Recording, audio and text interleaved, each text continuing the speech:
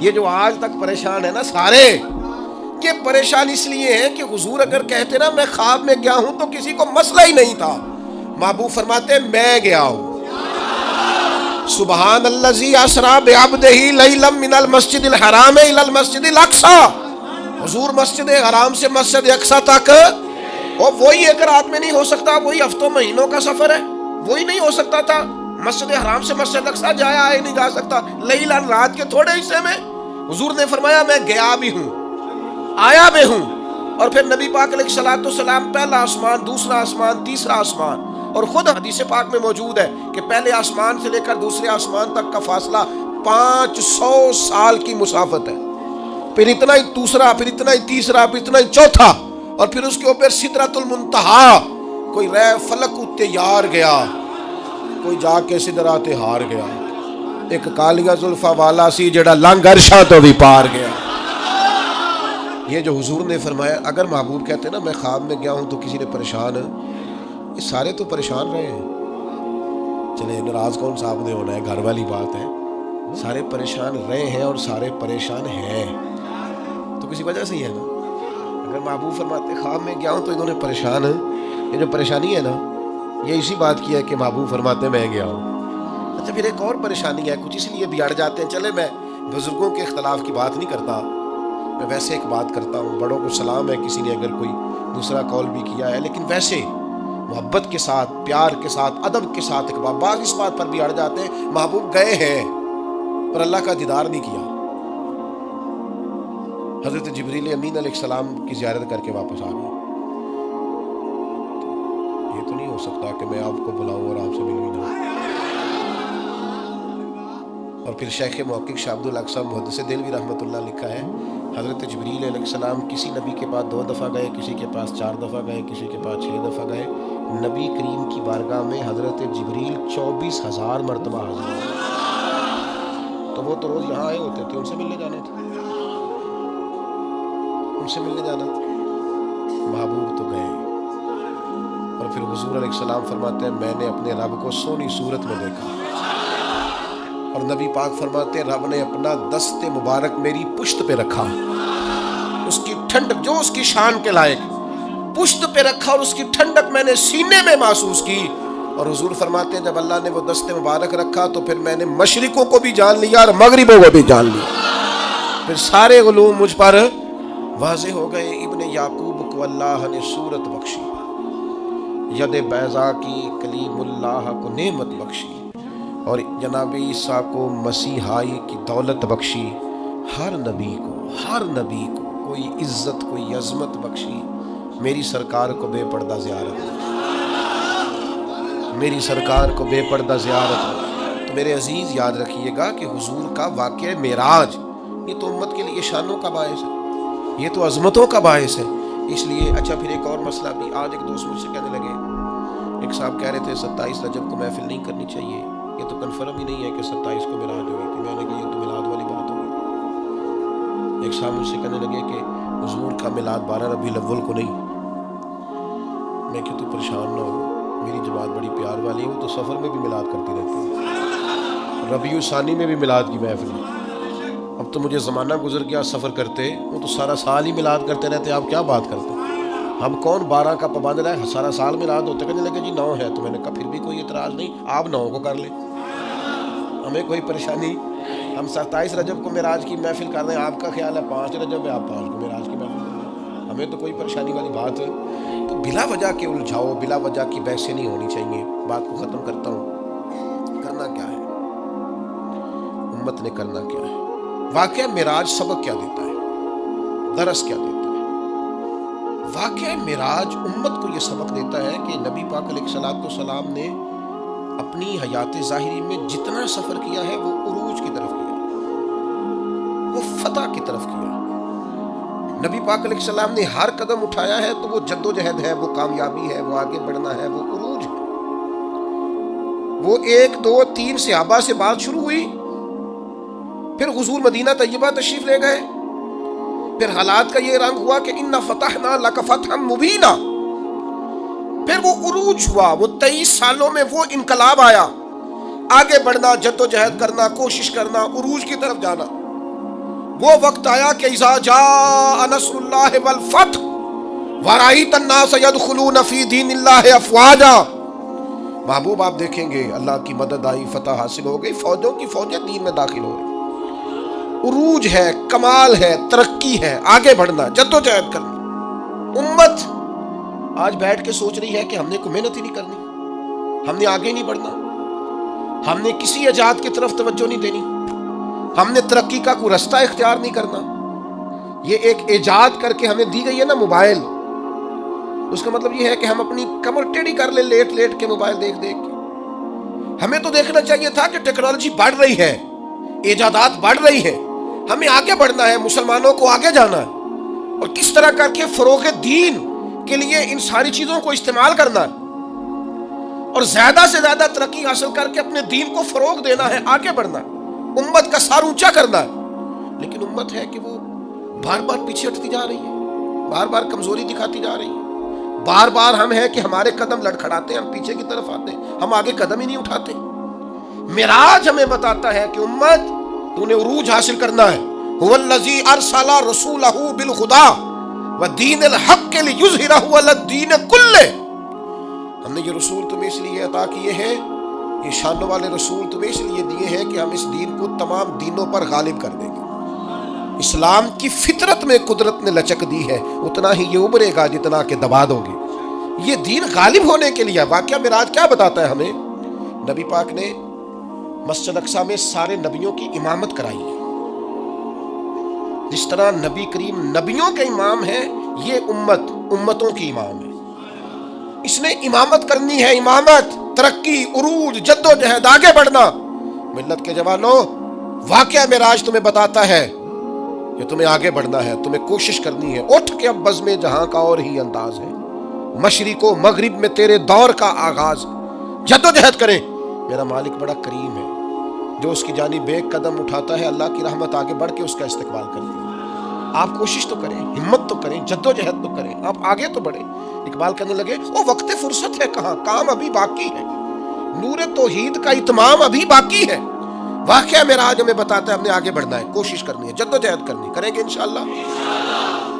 جو شخص جس حد تک اپنے لیے، ملک کے لیے، ملت کے لیے، خاندان کے لیے، قبیلے کے لیے، دین کے لیے جدوجہد کر سکتا ہے وہ کرے، وہ آگے بڑھے، ہمت کرے، 2-2 4-4 لوگوں کا بازو تھامے، سہارا بنے، لیکن عروج کی طرف بڑھے. نوجوانوں سے کہتا ہوں جدید حالات کو دیکھو، سیکھو، ٹیکنالوجی کی طرف بڑھو، علم کی طرف بڑھو، شعور کی طرف بڑھو. بیٹھے نہ رہو، 2-2 4-4 5-5 10-10 کورسز کرو، آگے بڑھو. جیسے جیسے حالات آگے بڑھتے چلے جا رہے ہیں، مختلف افکار کے لوگ اور مختلف سوچوں کے لوگ معاشرے کے اندر طرح طرح کی باتیں اور طرح طرح کی فکریں عام کر رہے ہیں.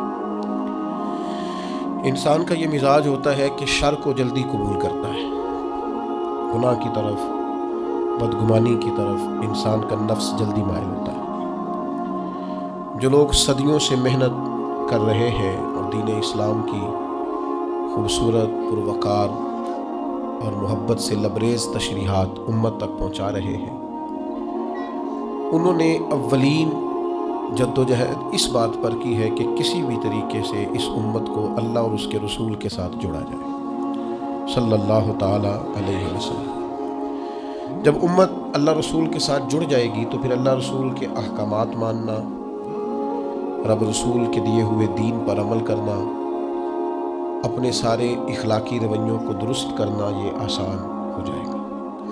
جتنی محافل منعقد کی جاتی ہیں، جتنے اجتماعات منعقد کیے جاتے ہیں، جتنی خانقاہی مجالس کا انعقاد کیا جاتا ہے، ان کا ایک ہی مقصد ہوتا ہے.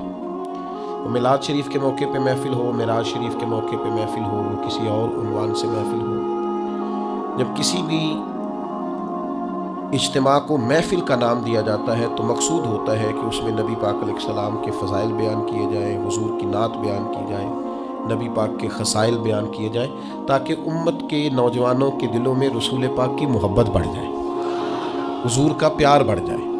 اور جیسے جیسے حضور کی محبت امت کے دلوں میں بڑھتی جاتی ہے، حضور کی غلامی کا اور فرما برداری کا جذبہ بھی بڑھتا جاتا ہے. اور الحمدللہ ان محافل نے، ان اجتماعات نے ایک زبردست इनकलाब बर्पा किया है। और ज़माने से लोग देख रहे हैं कि हुजूर की नात पाक का कुछ शेर आता है या नबी करीम अलैहिस्सलाम का नाम नामी इसमें गिरामी आता है, तो मोमिन के वजूद में हलचल पैदा होती है, ताज़गी पैदा होती है। उसको लोग अपना अपना उन्वान देते हैं। कोई कहता है मेरा ईमान ताज़ा हो गया है, कोई कहता है मेरे वजूद पर वजद तारी हो गया है, कोई कहता है कि मेरी वो सारी मोहब्बत दर्द बंद कर आंसुओं के ज़रिए छलक पड़ी है। लेकिन इन महाफिल से बहरहाल ये नतीजा ज़रूर निकला है कि लोगों के दिल गुंबद खज़रा के करीब चले गए। दूसरी बात हमेशा याद रखिएगा कि चीज़ें अपनी ज़िद से पहचानी जाती हैं। कोई भी चीज़ जब उसकी मुखालिफ चीज़ का जिक्र किया जाता है फिर उसकी पहचान होती है। अगर रात ना हो तो दिन की कोई पहचान नहीं है, अगर सुबह ना हो तो शाम की कोई पहचान, अगर उजाला ना हो तो अंधेरे का कोई नाम लेने को भी तैयार नहीं है। चीज़ें अपनी ज़िद से पहचानी जाती हैं। अल अशियाउ तारिफु बिअज़दादिहा। अरब कहते हैं कि कोई भी चीज़ अपने ज़िद से पहचानी जाती है। जिस तरह नबी पाक अलैहिस्सलाम के फ़ज़ाइल का, हुजूर की नात का, नबी पाक की अज़मतों का बयान हमेशा से होता रहा है ना, इस तरह के बाज़ ऐसे नादान भी थे जो हमेशा बाज़ चीज़ों को समेटते रहे हैं, बाज़ चीज़ों को घेरते रहे हैं और वो तरोड़ मरोड़ के चीज़ों को इस तरह पेश करते रहे हैं कि बिल्कुल एक नया रास्ता, हट के रास्ता। एक गिरोह गुजरा है उम्मत में जिसको नेचरी कहा जाता है। ये बाकायदा एक फ़िरका था और उस फ़िरके के बड़े शख्स का अगर मैं आपको नाम बताऊं तो आप सारे वाकिफ़ हैं। उनके बड़े शख्स का नाम था सर सैयद अहमद खान। ये नेचरी थे। ये कहते थे कि अगर मिराज शरीफ की सारी अहादीस सही भी हों, इन्होंने वो सारी अहादीस लिखी, सारी सही अहादीस को कोट किया, सारी सही अहादीस कोट करके कहा कि ये सही भी हैं, रावी भी दुरुस्त हैं, 30 के करीब सहाबा इन रिवायात को रवायत करने वाले हैं। तो फिर भी कहने लगे कि हम इसलिए वाक़या मिराज को माज़अल्लाह तस्लीम नहीं करते कि एक शख्स का, एक इंसानी वजूद का फ़िज़ा में मुअल्लक़ रहना मुमकिन नहीं और फ़िज़ा से गुज़र के जाना मुमकिन नहीं। कहने लगे अगर सारी रवायतें दुरुस्त भी मान ली जाएँ तो फिर भी चूँकि ये फ़ितरत के ख़िलाफ़ है, ये रूटीन में जो काम होते हैं उनके ख़िलाफ़ है, तो हम ये कहेंगे माज़अल्लाह रावियों को गलती लग गई है बात करने में। यानी सारी रवायतें लिख के भी तस्लीम करने को तैयार। अच्छा, बड़े अजीब लोग हैं, ये समझते ही नहीं। मोजज़ा पता किसे कहते हैं? मोजज़ा और करामत कहते हैं खिरके आदत को। खिरके आदत का मतलब होता है आदत को फाड़ देना। जो काम आदत के मुताबिक चल रहा हो वो करामत और मोजज़ा नहीं होता। जो आदत से ज़रा हट के हो उसको मोजज़ा और करामत कहा जाता है। जो रूटीन में चल रहा हो वो तो चल ही रहा है रूटीन में। हम कहते हैं कि जब रब चाहता है तो नबी के हाथ पे मोजज़ा होता है, वली के हाथ पे करामत होती है। आप कहें जनाब फलाना काम फितरतन हो रहा था, उसूल के साथ हो रहा था, तो बिल्कुल आपकी बात ठीक है। फितरत यही है कि माँ और बाप के मिलाप से औलाद पैदा होती है, लेकिन अगर रब चाहे ना तो जनाब ईसा को बगैर बाप के पैदा कर देता है। फितरत यही है कि बच्चे उम्र का कुछ हिस्सा तय करने के बाद 3-4 साल की उम्र में जाकर गुफ्तगू शुरू करते हैं, लेकिन अगर अल्लाह चाहे तो कुरान कहता है कि जनाब ईसा पंगूड़े में कहते हैं इन्नी अब्दुल्लाह आतानी अल किताब, मैं अल्लाह का बंदा हूं और किताब लेके आया हूं। यानी वो पंगूड़े में भी ये गुफ्तगू कर देते हैं अगर अल्लाह, इसी को मोजज़ा कहा जाता है। और किताब और सुन्नत इससे अल्हम्दुलिल्लाह मामूर है, भरपूर है। आप कभी गौर फरमाते जाएं, देखते जाएं। फितरत तो यही है ना कि मादरजाद, अंधा, कोड़ा, बर्स के मरीज, ये सारे किसी तबीब के पास जाएं, डॉक्टर के पास जाएं, इलाज कराएं। और आजकल की हमारी ज़ुबान के अंदर अगर कोई शख्स मरीज़ है तो पहले वो टेस्ट कराए, फिर उसके बाद डॉक्टर का तजवीज़ करदा नुस्खा इस्तेमाल करे, ऑपरेट की ज़रूरत है तो ऑपरेशन कराए, फिर ठीक होगा। लेकिन अगर चाहे ना रब और दे अपने नबी को मोजज़ा, तो फिर कुरान कहता है कि जनाब ईसा अलैहिस्सलाम अगर मादरजाद, अंधों को, कोड़ों को हाथ फेर दे तो अल्लाह शिफा अता फरमा दे। और ये तीसरे पारे में आपको मुयस्सर आएगा, मिलेगा। उसूल फितरत यही है, मिजाज यही है, रूटीन यही है कि रब चाहता है تو پھر ہی انسان پیدا ہوتے ہیں، اللہ چاہتا ہے تو پھر ہی حیوان پیدا ہوتے ہیں، رب چاہتا ہے تو چرندے پرندے پیدا ہوتے ہیں۔ لیکن اگر اللہ چاہے اور اپنے نبی کو معجزہ دے تو پھر حضرت عیسیٰ علیہ السلام مٹی کی مورت بنا کے پھونک دیں تو اللہ تعالیٰ اسے زندگی عطا فرما دیتا، اور یہ قرآن مجید ہے۔ اب وہ لوگ جو ضد کر بیٹھتے ہیں نا معجزے کے مقابلے میں کہ میری عقل نہیں مانتی، تو بھائی ان سے ہماری گزارش یہ ہے کہ بہت سارے لوگوں کی عقل تو خدا کو بھی نہیں مانتی معاذ اللہ، تو کیا پھر ان کی عقل کے مطابق دین کو لیا جائے گا؟ پھر یہ کیا کہہ دیا جائے گا کہ چونکہ تیری عقل میں نہیں آتا تو لہذا ہے ہی نہیں معاذ اللہ۔ تو معجزہ جو ہوتا ہے نا، معجزہ وہ اللہ کی عطا سے نبی کا کمال ہوتا ہے۔ آپ دیکھیں نا صحابہ کیا فرماتے ہیں، حضرت عبداللہ ابن عتیق رضی اللہ تعالیٰ عنہ کی پنڈلی ٹوٹ گئی، صحیح حدیث میں موجود ہے۔ اب اگر پنڈلی ٹوٹ گئی ہے، ٹانگ ٹوٹ گئی ہے، تو اس کا طریقہ یہی ہے کہ ہمارے ہاں جو آج مروج ہے وہ یہی ہے کہ وہ کسی ڈاکٹر طبیب کو دکھایا جائے گا، اس کا علاج ہوگا، اور آج کل تو آپریشن کیے جاتے ہیں، اس زمانے میں بھی جو طریقہ تھا وہ اختیار کیا جائے گا اور اس کے مطابق علاج ہوگا۔ لیکن حضرت عبداللہ کی پنڈلی ٹوٹ گئی، وہ نبی کریم کی بارگاہ میں آئے، ٹوٹی ہوئی پنڈلی، آپ چلے جائیں کسی بڑے سے بڑے ڈاکٹر کے پاس، مجھے بتائیں کہ وہ کبھی صرف خالی ہاتھ لگائے اور چیز کو شفا ہو جائے، لیکن یہاں منظر یہ ہے کہ پنڈلی ٹوٹ گئی ہے، محبوب نے لعاب دہن لگایا ہے، اللہ نے شفا عطا فرما دی۔ آپ اس مزاج کو سمجھیں، یہ دین کا باقاعدہ عنوان ہے، یہ باقاعدہ عنوان ہے دین اسلام کا۔ اب آنکھیں کسی شخص کی دکھتی ہیں تو اب تو خیر اللہ تعالیٰ نے آسانی کر دی، ورنہ یہ 10-15 سال پہلے کالا موتیا سفید موتیا ایک بہت بڑا مرض ہوتا تھا، اور باقاعدہ مشکل تھا لوگوں کے لیے علاج کی طرف بڑھنا، مشکل کام تھا۔ اور آنکھوں کی بینائی آج بھی آپ دیکھ لیں، پیدائشی طور پر بچے بیچارے بعض آنکھوں کی نظر کی کمزوری کا شکار ہے، اتنی موٹے شیشوں کی اینکیں ان کو لگی ہوئی ہیں اور بڑی مشکل سے وہ دیکھ پاتے ہیں۔ لیکن فتح خیبر کے موقع پر حضرت مولا علی شیر خدا کو آشوب چشم ہے، اور جب حضور نے فرمایا علی کو بلائیں تو کہا یا رسول اللہ آنکھیں دکھتی ہیں، تو فرمایا بلاؤ تو صحیح نا، تو بلایا ہے تو مولا کائنات فرماتے ہیں نبی کریم نے لعاب دہن لگایا ہے، اتنا اچھا تو پہلے نظر نہیں آتا تھا جتنا اب نظر آنا شروع ہو گیا۔ یہ کیا ہے؟ یہ نبی پاک کا، آپ کو سمجھ آ گئی مسئلے کی؟ سب سے پہلے میں نے یہ عرض کیا کہ ان محافل کا فائدہ یہ ہے کہ امت کو حضور کے قریب کیا جائے۔ دوسری بات یہ کہ ایک ہے فطرت سے کام چلنا اور ایک ہے نبی کا معجزہ ہونا۔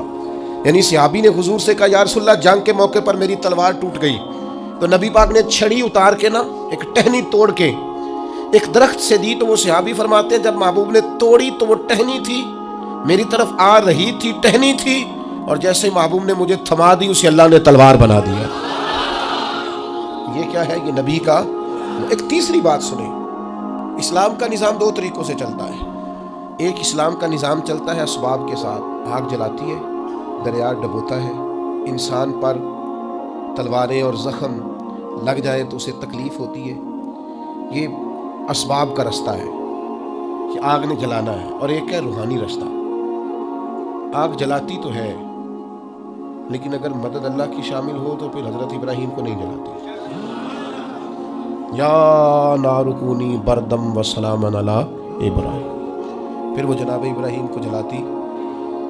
اصول تو یہی ہے کہ دریا میں جو جائے تیرنا نہ آتا ہو تو ڈوب جاتا ہے، لیکن اگر اللہ چاہے نا حضرت موسیٰ اپنے گھوڑے دریا میں ڈال دے تو بھائی فرقنا بکم البحر فانجیناکم واغرقنا آل فرعون، تو اللہ کہتا ہے میں نے دریا پھاڑ کے موسیٰ کے لیے رستہ بنا دیا۔ اچھا جس دریا سے حضرت موسیٰ بچ کے نکل گئے اسی دریا میں فرعون اور فرعون والے غرق ہو گئے۔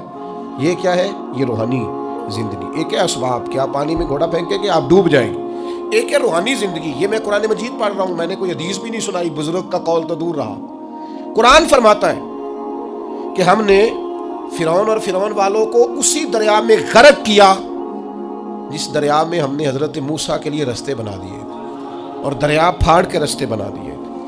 تو رب کریم نے ایک روحانی زندگی بھی مومن کی رکھی ہے، روحانی زندگی۔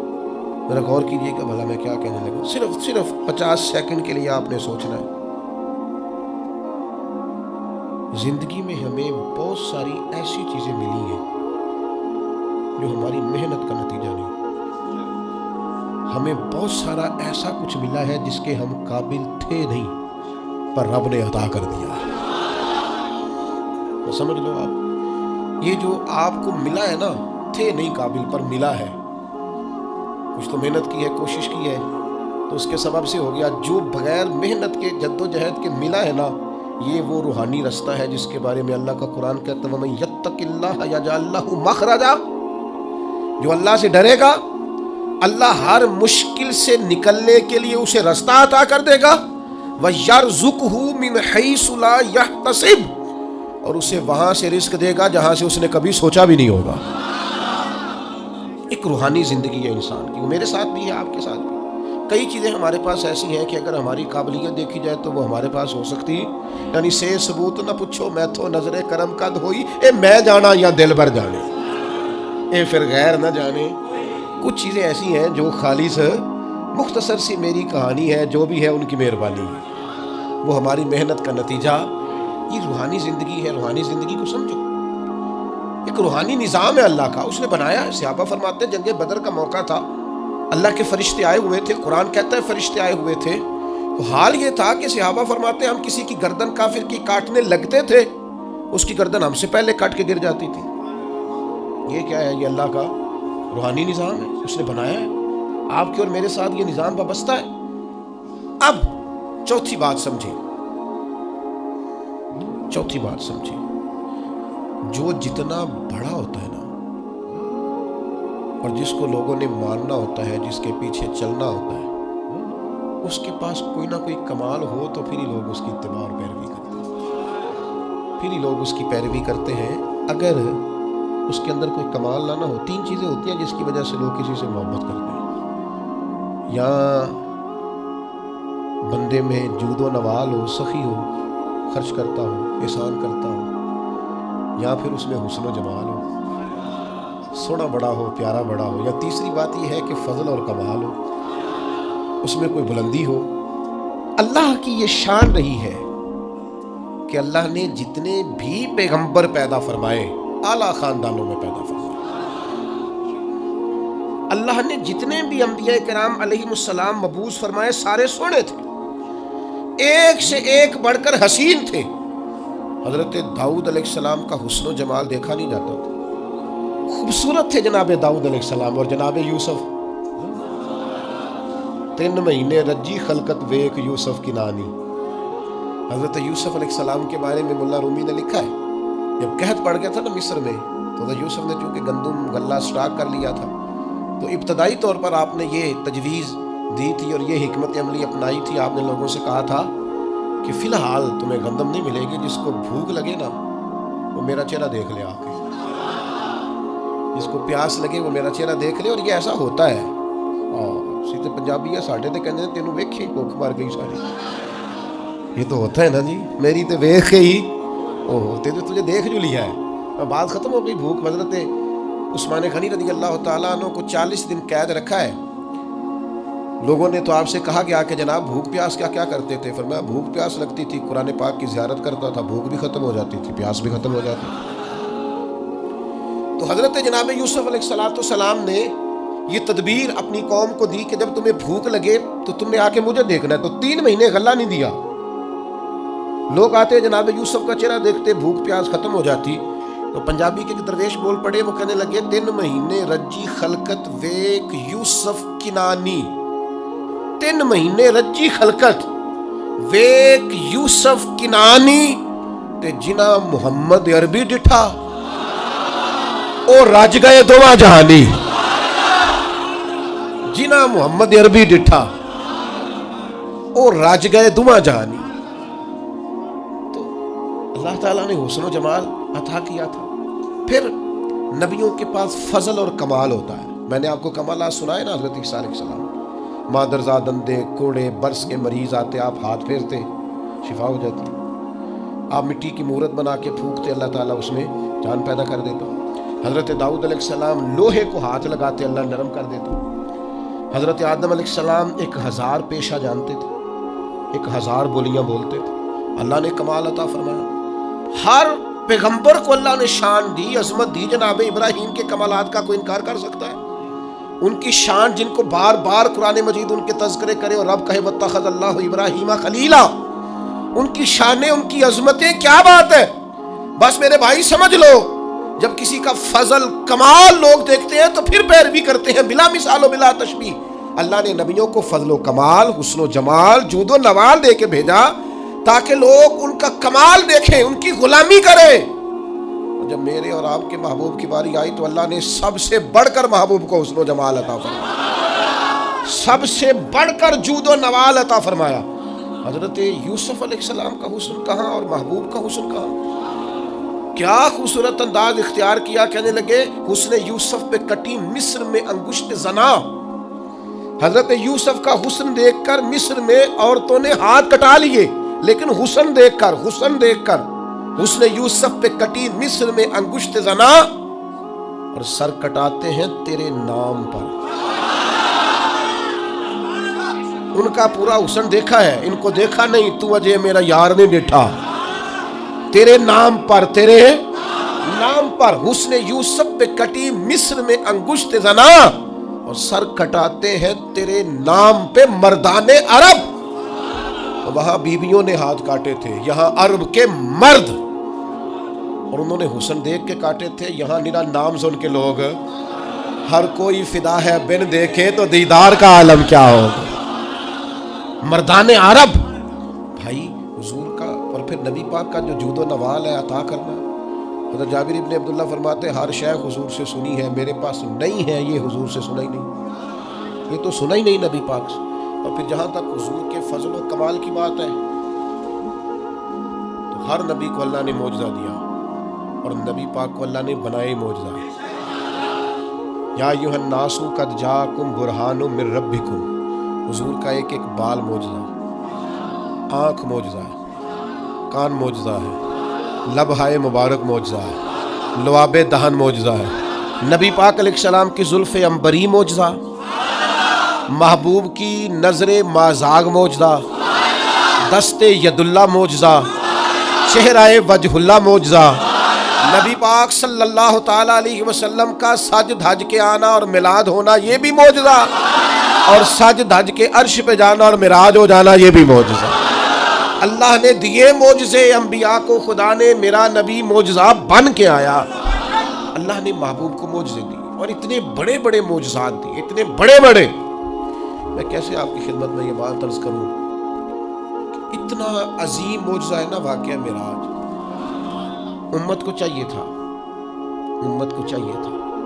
کہ یہ ہر روز جب بھی کوئی کہتا نا انہیں بڑی ترقی کی ہے تو ان کو کہنا چاہیے تھا اصل تو ہمارا حق ہے ترقی میں آگے بڑھنے کا، اس لیے کہ ہمیں ان رستوں کا مسافر بننا ہے جن رستوں پہ نبی پاک نے ہمیں چلنے کا کہا. تو میرے عزیز بھائی، محبوب کو اللہ تبارک و تعالیٰ نے معراج عطا کی. اب وہ معراج میں بھی نا بندے بڑے پریشان ہیں. میں بات سمیٹنا چاہتا ہوں. اب زمانہ ہو گیا ایک گروپ پہ، میں نے جمعے میں کہا تھا کہ اب ہر سال نہیں ہم دلیلیں دینا چاہتے کہ حضور خواب میں گئے کہ حقیقت میں گئے. یہاں عجیب منظر ہے، بعض لوگ نا کہتے ہیں جی نبی کریم نے سارے معراج جتنے بھی محبوب کو یہ معراج ہوا ہے یہ خواب میں ہوا ہے. میں اگر کہوں کہ میں نے رات کو خواب دیکھی ہے، میں پاکستان کا صدر بن گیا ہوں، تو آپ کو کوئی اعتراض ہے اس بات پہ؟ خواب سے کسی نے کوئی اعتراض ہے؟ ویسے میں کہوں یہاں کھڑا ہو کے کہ میں صدر ہوں تو آپ کو اعتراض ہے، کیونکہ جناب آپ صدر نہیں ہے. میری بات کی سمجھ آ رہی ہے؟ کوئی شخص آپ میں سے اٹھ کے کہے کہ میں نے خواب دیکھی ہے، رات خواب میں یہاں سے نکلا ہوں، امریکہ گیا، وہاں سے برطانیہ آیا، وہاں سے ہالینڈ چلا گیا، وہاں سے افریقہ کے جنگل دیکھے، وہاں سے میں عرب آ گیا، میں نے جو ہے وہ دبئی اور مسقط اور یہ سارے ریگستان دیکھے، اور پھر میں اللہ نے مجھے موقع دیا اور مجھے حرم کی حاضری نصیب ہوئی خواب میں سارا دیکھ کے آیا ہوں. تو آپ کو کوئی اعتراض ہے؟ کیوں جی؟ کیونکہ اور اگر وہ کہے حقیقت میں صبح نکلا اور یہاں سے امریکہ گیا اور وہاں سے میں افریقہ آیا، وہاں سے برطانیہ، یورپ، یہ ہنسانے کو نہیں کہہ رہا، سمجھانے کو کہہ رہا، وہاں سے پھر میں سارا عرب گھوم کے شام تک گھر آ گیا، صبح نکلا، تو آپ مان لیں گے؟ کیوں؟ یہ ممکن ہے؟ آپ کہیں گے میاں صرف امریکہ کی فلائٹ اگر یہاں سے ڈائریکٹ بھی کو جائے تو 14-15 گھنٹے کی، تو آپ تو ایک دن میں بمشکل وہاں پہنچیں گے صبح سے شام تک میں.